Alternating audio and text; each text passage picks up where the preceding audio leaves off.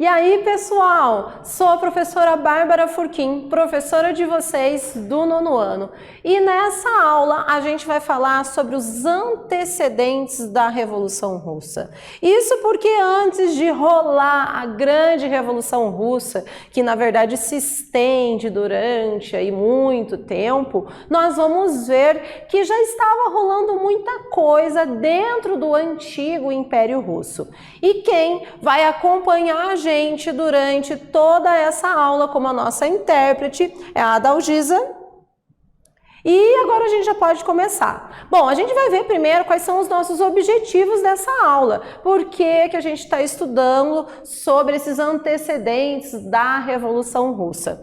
Bom, a ideia é identificar a situação política, econômica e social da Rússia antes da Revolução Bolchevique de 1917. Começamos como? Retomando nossos conceitos. Para a gente falar um pouco sobre a Revolução Russa, o que ela foi, quais são esses antecedentes, vamos pensar no seguinte: tinham ideias, existia uma ideologia que vai levar, que vai impulsionar essa Revolução Russa. E daí a gente pergunta aqui, o que você entende por socialismo? É porque esse socialismo é que vai estar ali envolvido nessas ideias da Revolução Russa.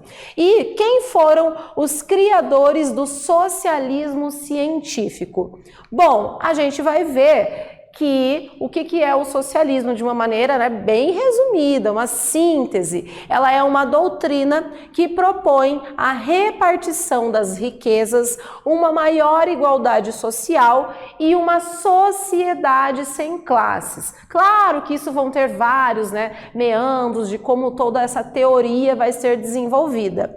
E vamos ver que quem foram os indivíduos que levaram essas ideias para o que a gente chama de socialismo científico. Vamos ter na figura do pensador alemão Karl Marx, que é o que a gente vê grisalho ali na imagem, e do inglês Friedrich Engels, que é o de barba de cabelo, também com barba de cabelo mais escuro. Esses dois vão ser os indivíduos que vão colocar em teoria várias ideias do que a gente chama de socialismo científico, que vai sair da teoria e vai entrar na prática, claro, uma prática diferenciada da teoria, bom, dentro do que nós chamamos de Revolução Russa.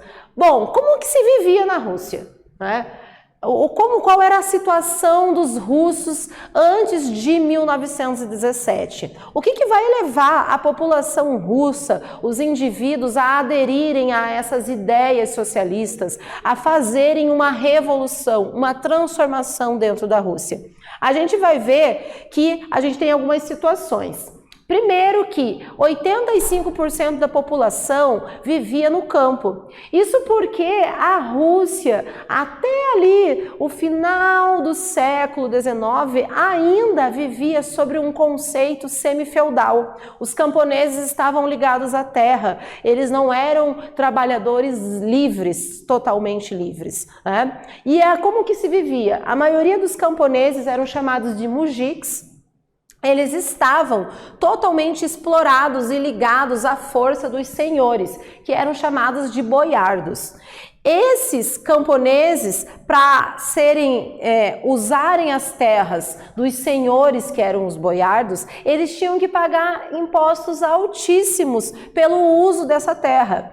É o pagamento desses impostos altos e da falta de possibilidade de alcançar alguma ascensão social que levava esses camponeses a serem atingidos por índices altíssimos de analfabetismo, uma vez que não existia um sistema de educação para toda essa população, que também levava essa população a ser totalmente desnutrida, o que levava eles à fome e à doença. Consequências que só pioravam a situação do Império Russo. Mas, enquanto a maioria da população russa vivia à margem da miséria e da fome, a gente vai ver que existiam alguns grupos dentro da Rússia, do Império Russo, que tinham enormes privilégios.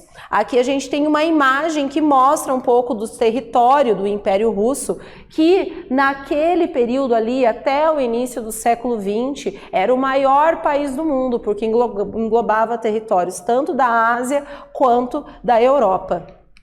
Bom, apesar, né, de tudo isso, a gente vai ver que vão ocorrer transformações, vai ser abolido esse sistema semi-feudal e de uma maneira bem tardia, bastante tardia, porque o restante da Europa já vivia o processo de industrialização. O advento do capitalismo, da produção em série, já estava acontecendo. E o Império Russo, ele estava atrasado. A gente vai ver que então vai se impulsionar, principalmente a partir do início do século XX, entre o final do século XIX e início do século XX, esse impulso à industrialização dentro do Império Russo.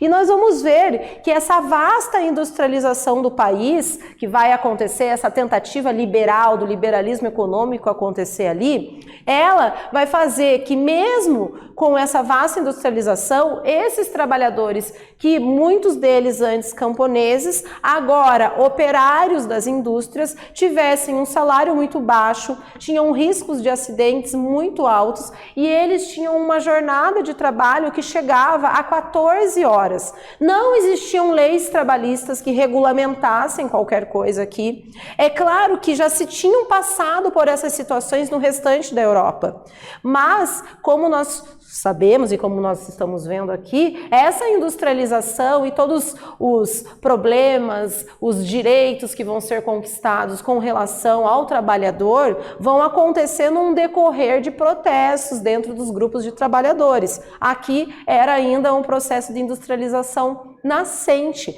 no Império Russo. Vão começar a existir dentro do Império Russo uma série de greves e passeatas, e todas essas greves e passeatas que esses trabalhadores, esses operários vão fazer, elas vão ser extremamente reprimidas pela força policial, pela força, né, da violência desses policiais. Não vamos esquecer que quem governava, quem dominava a economia, a política, a sociedade daquele período eram os czares, que eram o nome dado aos imperadores russos. Eles dominavam com um poder absolutista, o poder total nas mãos deles. E tinham vários privilégios, além da nobreza, além do clero ortodoxo. E a gente vai ver que eles, além disso, esses czares, eles dominavam com uma grande violência e autoridade frente a essas manifestações dos trabalhadores russos. Esse contexto todo, ele vai facilitar que ideias socialistas, elas comecem a entrar dentro desses movimentos, desses operários, desses movimentos trabalhadores. Isso porque isso já era um contexto vivido em todo o mundo, mas toda a situação de miséria e de violência vai acelerar o processo do desejo de uma sociedade mais igualitária por parte desses trabalhadores. Bom, vamos ver que em 1898, devido a toda essa situação, vai ser fundado lá no Império Russo o chamado Partido Operário Social Democrata Russo. Eu também gosto de chamar ele de pós-DR. Esse partido, dentro dele, ele vai ser talvez um principal, mas vão existir vários outros grupos, inclusive também grupos anarquistas vão ser fundados ali dentro, né, dessa ideia de se combater o poder do czar. Mas a gente vai ver que é dentro desse pós-DR que vai surgir duas figuras de grande liderança. Essas são figuras que não vão ser nunca esquecidas dentro da Revolução Russa.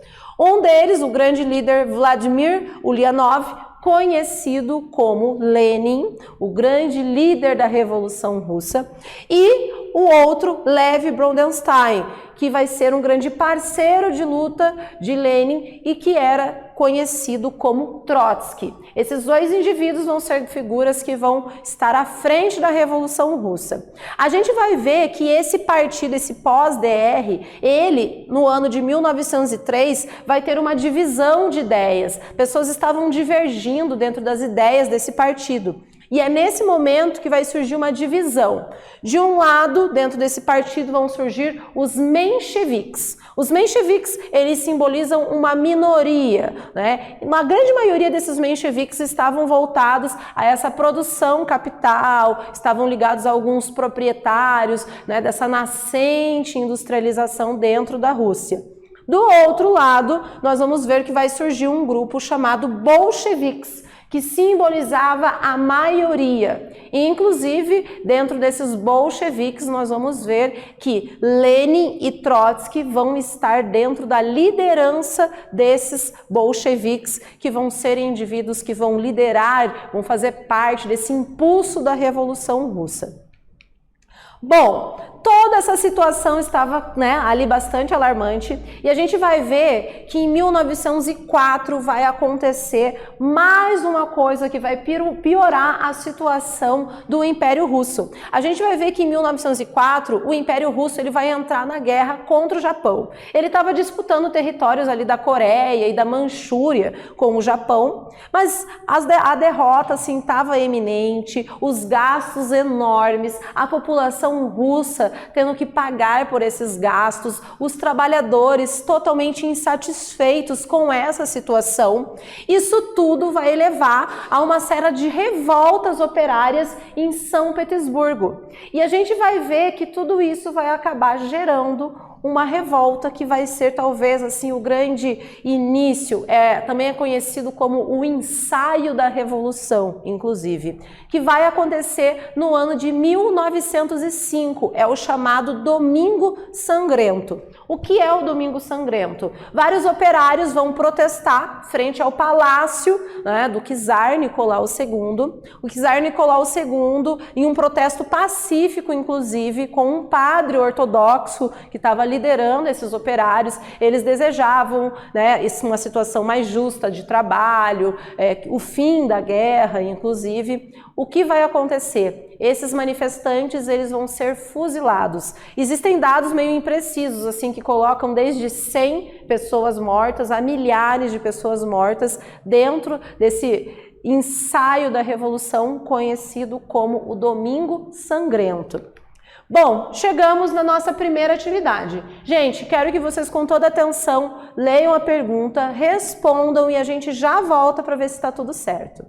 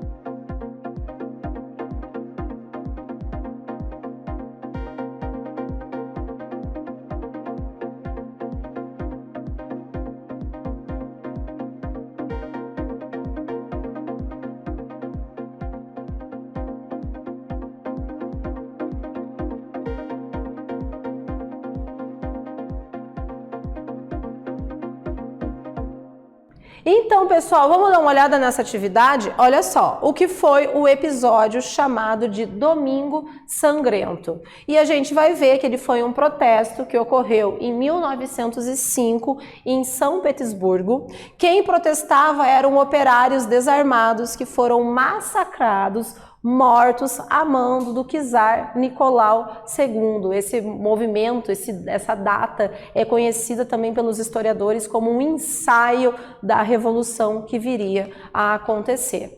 Bom, em 1905, após o Domingo Sangrento, vão ser formados vários movimentos populares e um deles, talvez um dos mais importantes, se não o mais importante, dentro desses antecedentes da Revolução, vão ser a formação dos sovietes. O que são os sovietes?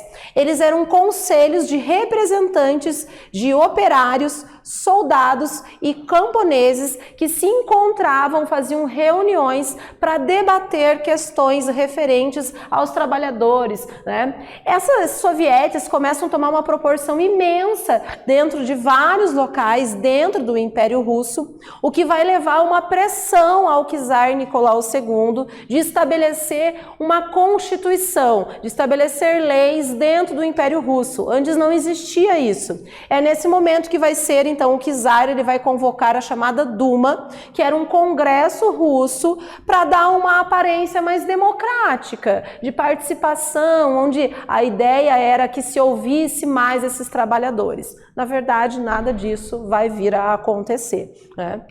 A gente vai ver que então estava armado o cenário para o confronto de ideias sobre as mudanças necessárias para a sociedade russa, que vai acabar desencadeando o processo revolucionário russo. Aqui nós temos uma imagem de um dos maiores, se não o maior soviete, né, maior desses grupos de trabalhadores, camponeses e soldados, o de Petrogrado. Olha só quantas pessoas que se reuniam para discutir os caminhos que a Rússia deveria chegar, né?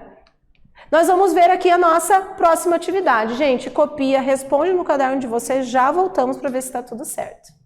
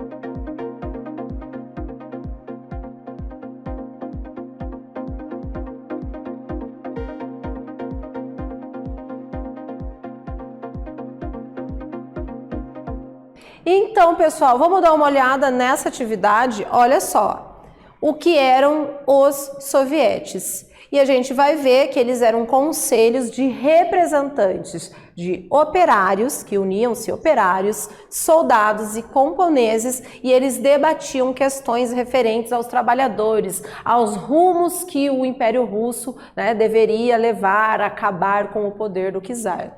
Bom, a entrada da Rússia na Primeira Guerra. Em meio a toda essa situação do que estava acontecendo, miséria, problemas com os trabalhadores, exigências dos sovietes, grupos socialistas, né, partidos surgindo, entre toda a situação que existia dentro do Império Russo, a gente vai ver que vai acontecer uma grande insatisfação com relação ao czarismo quando ocorre a participação da Rússia na Primeira Guerra Mundial.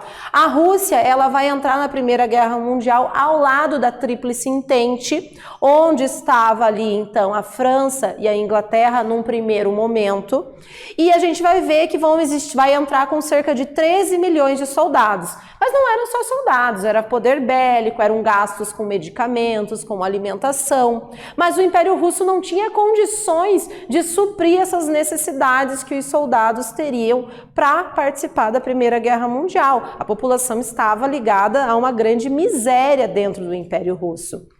E daí a gente vai ver que até 1917, cerca de 3 milhões de soldados estavam mortos, soldados russos. Os civis também foram fortemente atingidos por causa disso, com relação ao desemprego, à inflação e à fome, e mesmo assim o czar, ele insistia em manter a Rússia dentro da Primeira Guerra Mundial.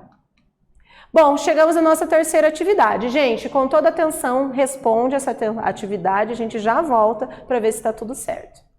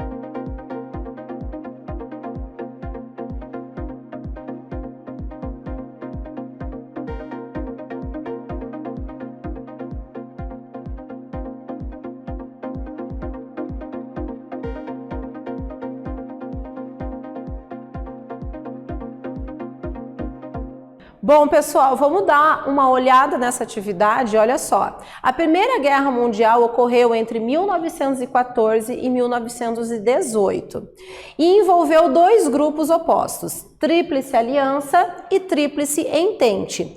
A Rússia, ela vai fazer parte da Tríplice Entente. Quais as principais características quanto a essa participação russa na guerra, nessa Primeira Guerra Mundial? A gente vai ver que a Rússia, ela vai participar com cerca de 13 milhões de soldados. Até o ano de 1917, já 3 milhões de soldados haviam morrido. A população civil foi atingida comprometida pelo desemprego, pela miséria e pela inflação e pela fome. Isso tudo vai acelerar o processo de insatisfação da população russa. Então, retomando o que a gente viu, a gente vai ver que a Rússia, ela vivia num absolutismo monárquico dominado pelo poder do czar.